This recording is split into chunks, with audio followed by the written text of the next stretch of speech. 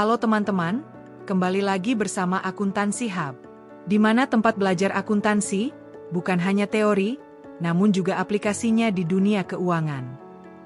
Pertama-tama, mari kita lihat dulu daftar isi dari episode kali ini.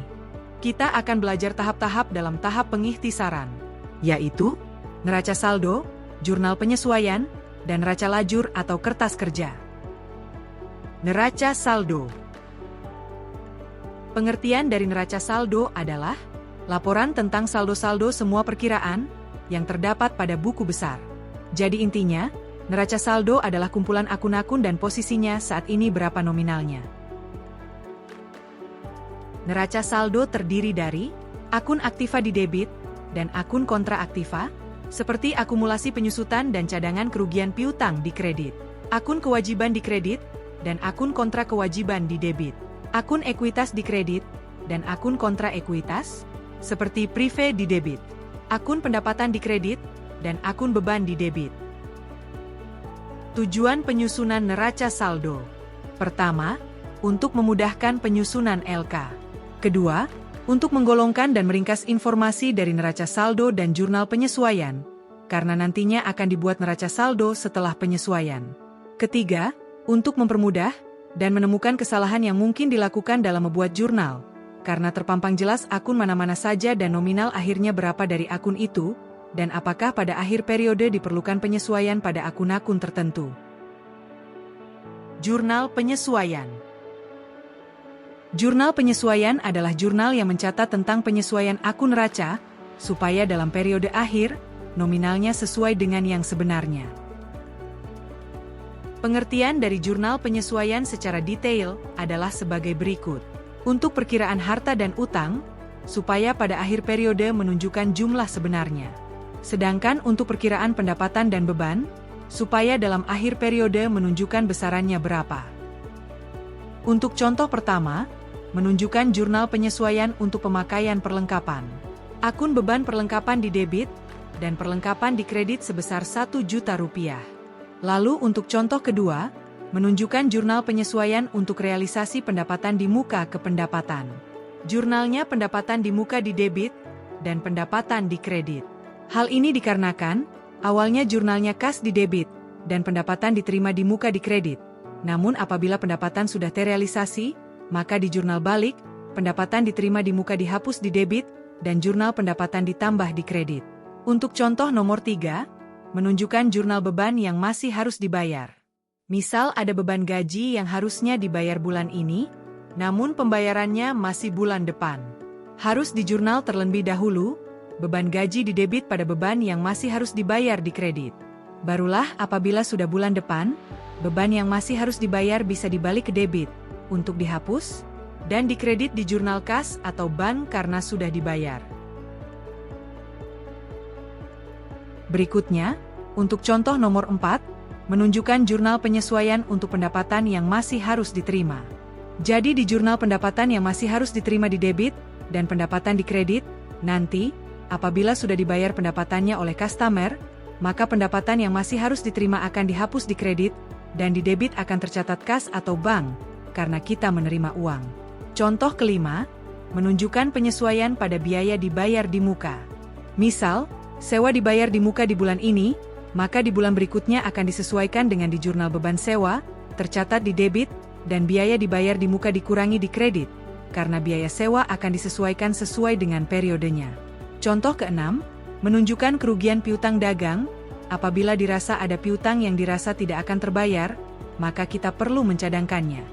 Jurnalnya beban cadangan kerugian piutang, bertambah di debit, dan cadangan kerugian piutang, akun kontra piutang, di kredit.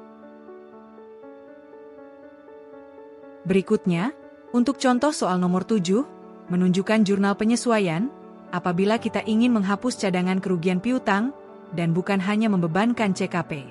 Maka jurnalnya adalah, akun kontra piutang, yaitu cadangan kerugian piutang, yang normalnya di kredit, maka akan dihapus di debit. Dan piutang usaha yang akan dihapus nilainya, yang normalnya berada di debit, akan dihapus di sisi kredit. Berikutnya, contoh nomor 8, menunjukkan penyesuaian untuk penyusutan aset tetap. Di jurnal beban penyusutan, misal peralatan, di jurnal di debit, dan akumulasi penyusutan peralatan dicatat di sisi kredit. Begitu pula dengan perlengkapan, kendaraan, dan aset tetap lainnya. Jurnal penyusutannya semua sama. Sekarang, mari kita lihat contoh soal untuk pembuatan neraca saldo, jurnal penyesuaian, dan neraca lajur dari soal episode sebelumnya. Inti dari neraca saldo adalah untuk menempatkan saldo-saldo akhir yang ada pada akun-akun di buku besar sesuai dengan saldo normal, dan nantinya saldo akhirnya berapa. Contoh untuk akun kas, saldo normalnya di debit, dan dari kumpulan jurnal-jurnalnya yang ada, saldo akhirnya masih menjadi debit, maka nanti pada neraca saldo juga akan ditempatkan di posisi debit.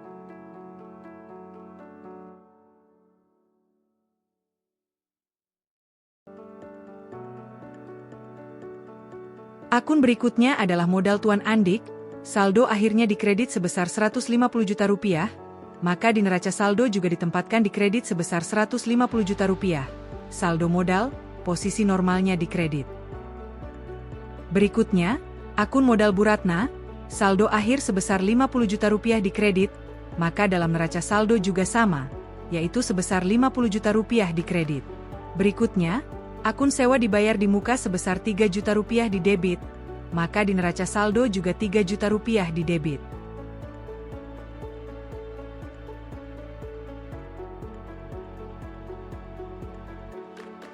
Berikutnya adalah akun peralatan kantor sebesar 20 juta rupiah di debit, maka di neraca saldo juga peralatan kantor sebesar 20 juta rupiah di debit, saldo normalnya. Lalu berikutnya, untuk akun utang usaha, saldo akhirnya sebesar 13.700.000 rupiah di kredit, maka saldo akhirnya di neraca saldo juga sama sebesar 13.700.000 rupiah di kredit. Berikutnya adalah akun beban iklan, saldo akhirnya di debit sebesar 600.000 rupiah, maka di neraca saldo akhirnya juga di debit sebesar 600.000 rupiah.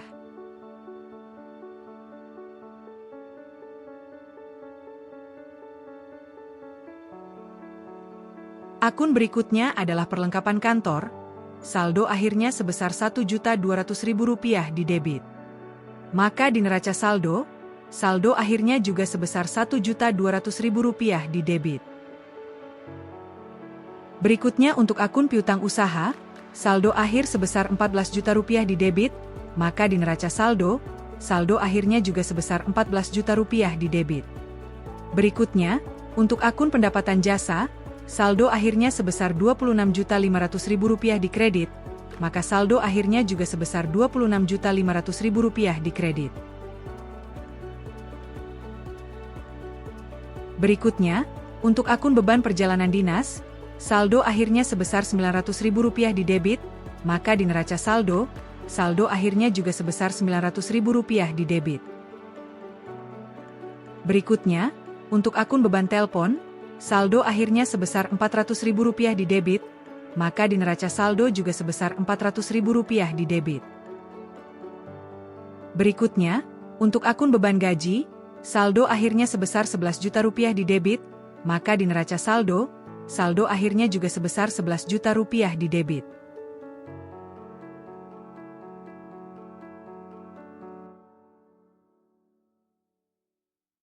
Berikutnya, untuk akun utang gaji, saldo akhirnya adalah sebesar 2 juta rupiah di kredit, maka di neraca saldo akhirnya juga sebesar 2 juta rupiah di kredit. Berikutnya, untuk akun pendapatan jasa diterima di muka, saldo akhirnya sebesar 2.500.000 rupiah di kredit, maka di neraca saldo akhirnya juga sebesar 2.500.000 rupiah di kredit. Berikutnya, akun uang muka aset tetap, saldo akhirnya sebesar 3 juta rupiah di debit, maka di neraca saldo akhirnya juga sebesar 3 juta rupiah di debit.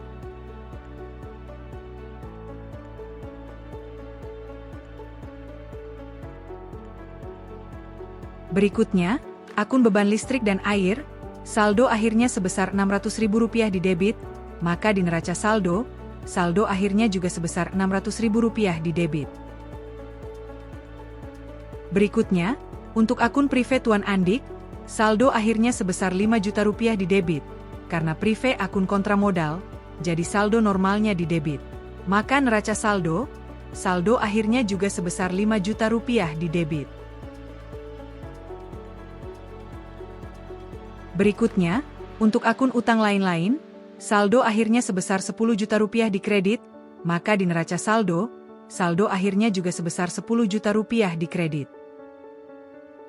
Terakhir, untuk akun piutang lain-lain, saldo akhirnya adalah sebesar 2.500.000 rupiah di debit, maka di neraca saldo, saldo akhirnya juga sebesar 2.500.000 rupiah di debit.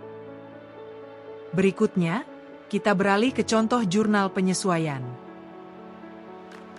Terdapat dua contoh jurnal penyesuaian, ada yang wajib dan ada yang dilakukan apabila dirasa diperlukan. Jurnal di sebelah kiri adalah jurnal yang wajib dilakukan. Sedangkan jurnal sebelah kanan adalah jurnal penyesuaian yang dilakukan apabila dirasa perlu. Misal, jurnal untuk cadangan atas kerugian piutang usaha. Jurnal ini hanya dilakukan apabila perusahaan merasa diperlukan untuk membuat cadangan kerugian piutang, dikarenakan dilihat dari historisnya, banyak piutang yang tidak terbayar. Dan juga, untuk pembalikan uang muka aset tetap ke aset tetap, apabila memang aset tetapnya sudah dilunasi, dan aset tetapnya sudah datang.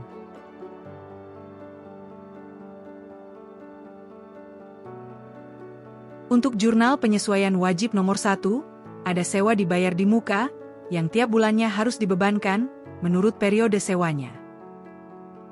Jurnalnya adalah, beban sewa di debit dan sewa dibayar di muka di kredit sebesar Rp250.000. Asumsi yang digunakan adalah, sewa dibayar di muka per November adalah 3 juta rupiah, dan periode sewanya adalah 1 tahun. Maka karena penyesuaian ini adalah misal, untuk bulan Desember, kita akan menjurnal beban sewa sebesar Rp250.000 dengan rumus 3 juta rupiah dikali 1/12, sama dengan Rp250.000. Berikutnya adalah jurnal penyesuaian untuk perlengkapan. Ada dua metode dalam menyajikan jurnal ini.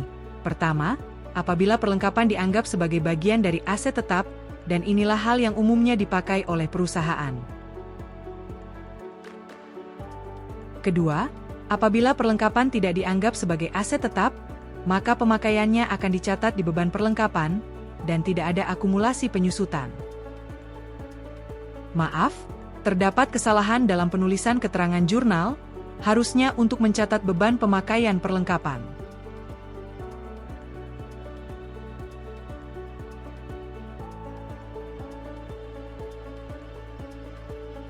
Kembali lagi ke atas.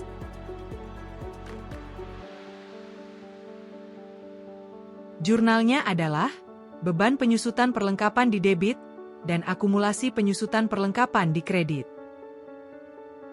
Dan untuk perlengkapan yang tidak dianggap sebagai aset tetap, jurnalnya adalah beban pemakaian perlengkapan di debit dan perlengkapan di kredit.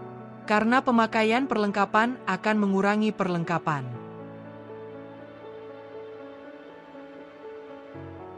Sekarang kita akan bergerak ke asumsi penyusutan perlengkapan.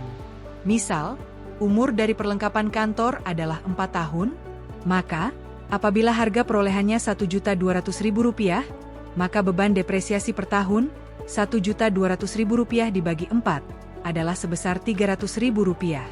Dan karena asumsi bulan lalu, ternyata belum dilakukan penyusutan, maka penyusutan bulan ini dirangkap 2 kali, jadi Rp300.000 dikali 1 dibagi 12.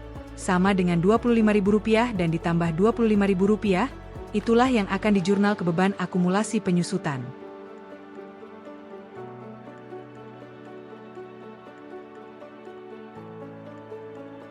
Berikutnya, apabila perlengkapan tidak diperlakukan sebagai aset tetap, maka misal asumsinya, beban pemakaian perlengkapan adalah sebesar Rp500.000, maka akan dijurnal, beban pemakaian perlengkapan di debit sebesar Rp500.000, dan perlengkapan di kredit sebesar Rp500.000. Berikutnya jurnal peralatan kantor, jurnalnya adalah sama seperti perlengkapan yang dianggap sebagai aset tetap di atas, yaitu, beban akumulasi penyusutan peralatan di debit, pada akumulasi penyusutan peralatan di kredit.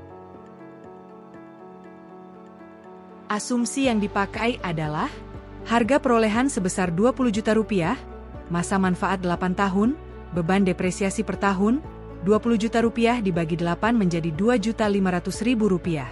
Dan asumsi berikutnya, sama seperti perlengkapan yang diperlakukan sebagai aset tetap di atas, diasumsikan bulan November belum disusutkan, sehingga dirangkap 2 kali di bulan Desember, per bulannya adalah 2.500.000 rupiah dikali 1 dibagi 12, menjadi sebesar 208.333 rupiah.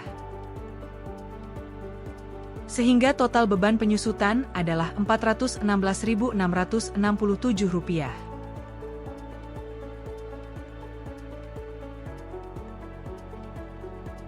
Untuk jurnal berikutnya, adalah untuk menjurnal realisasi pendapatan diterima di muka kependapatan.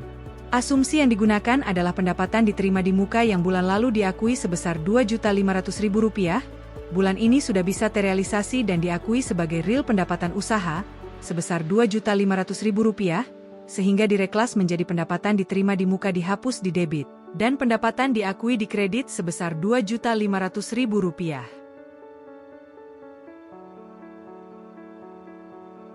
Berikutnya untuk jurnal yang dibuat apabila dirasa perlu. Pertama, untuk jurnal pencadangan kerugian piutang, dan perusahaan merasa perlu dicadangkan karena dari historisnya banyak yang tidak terbayar. Misal, asumsinya berdasarkan historis, perusahaan menetapkan 3% per tahun sebagai angka cadangan mereka, maka, misal piutang saat ini adalah 14 juta rupiah, cadangan 3%, maka 14 juta dikali 3%, adalah jumlah untuk cadangan piutang, yaitu sebesar 420.000 rupiah.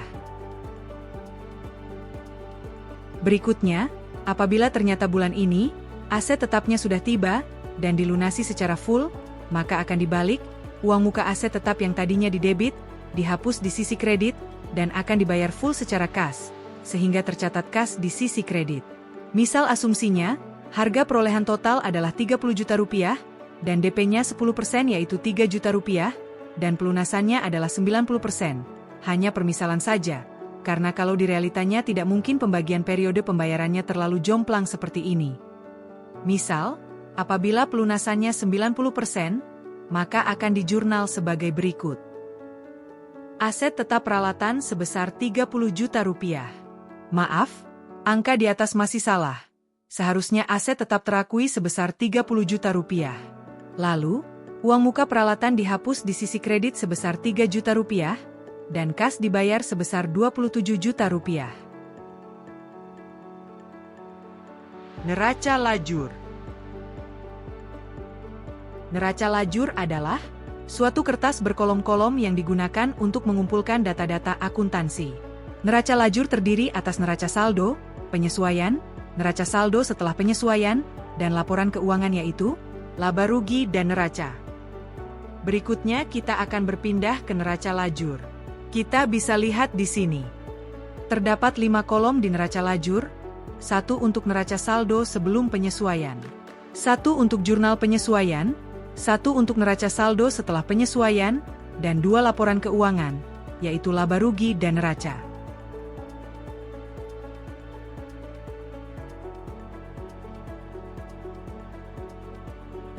Angka neraca saldo adalah angka yang didapat dari neraca saldo yang tadi dibuat sebelum ada jurnal penyesuaian.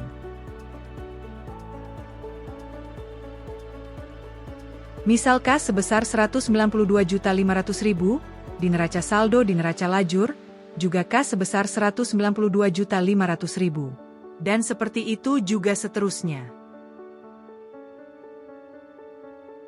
Semua yang tadi ada di neraca saldo, dimasukkan ke neraca lajur bagian neraca saldo sebelum penyesuaian semua. Sekarang untuk jurnal penyesuaian, maka tinggal dimasukkan dari yang tadi sudah dibuat di jurnal penyesuaian, semua dimasukkan debit kredit akunnya ke kolom ini. Misal kas sebesar 27 juta rupiah. Dapatnya dari sini. Lalu cadangan kerugian piutang sebesar 420.000 rupiah. Semuanya yang ada di sheet jurnal penyesuaian, dimasukkan ke kolom ini. Berikutnya, kita berpindah ke kolom neraca saldo setelah penyesuaian. Di neraca saldo setelah penyesuaian ini, Tinggal dirumus sesuai dengan saldo normal akunnya masing-masing. Jadi misal untuk kas, maka kas di debit neraca saldo, ditambah debit di kolom jurnal penyesuaian, dan dikurangi pada kolom kredit jurnal penyesuaian. Untuk akun aset, maka caranya seperti itu semua. Terkecuali akumulasi penyusutan, karena merupakan kontra aset, maka saldo normalnya dikredit, jadi rumusnya menjadi, neraca saldo dikredit, ditambah saldo kredit di jurnal penyesuaian, dan dikurangi saldo debit di jurnal penyesuaian, jadi kebalikan dari rumus aset biasanya. Dan untuk akun utang dan modal, maka perlakuannya sama seperti akumulasi penyusutan, yaitu, neraca saldo dikredit, ditambah saldo sisi kredit di jurnal penyesuaian, dan dikurangi saldo debit di jurnal penyesuaian. Untuk akun laba rugi, maka perlakuannya dibagi dua. Kalau akun-akun pendapatan, ikut seperti perlakuan utang dan modal, karena saldo normal sama-sama dikredit. Sedangkan untuk akun-akun beban, ikut seperti perlakuan aset, karena saldo normalnya didebit.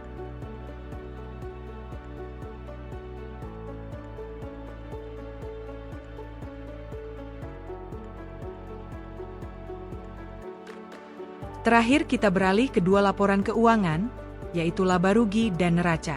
Cara membuatnya hanyalah dengan menempatkan akun-akun yang ada di saldo neraca setelah penyesuaian ke laporan keuangan masing-masing. Untuk akun-akun real seperti aset, utang dan modal, ditaruh di kolom neraca.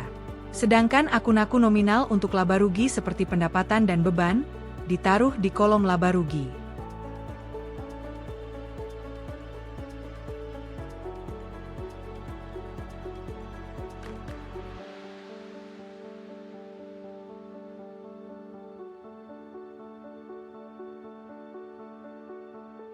Terima kasih sudah menonton channel ini. Sampai jumpa di episode berikutnya, di mana kita akan membahas lebih lanjut tentang jurnal penutup, jurnal pembalik, dan laporan keuangan lebih lanjut, seperti laporan perubahan ekuitas dan laporan arus kas. Semoga hari kalian menyenangkan, dan stay tune untuk episode-episode ilmu akuntansi berikutnya. Terima kasih, dan sukses selalu.